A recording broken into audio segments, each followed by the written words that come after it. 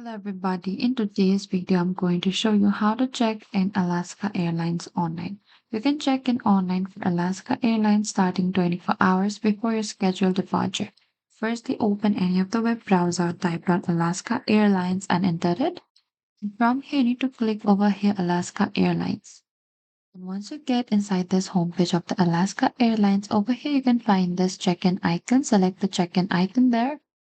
And from the check-in in the left-hand side over here, this is a reservation lookup. So what you need to do is type down your last name. And over here, you need to look up for a reservation. If you have confirmation code or e-ticket, you can select that. And after that, you need to enter your e-ticket or your confirmation code. And after that, click over here under the continue and follow the on-screen instruction. You need to confirm your travel details, choose or change your save if you want to. And after that, you can download, save or print your boarding pass. And that is it. Thank you for watching this video. I hope this video was helpful.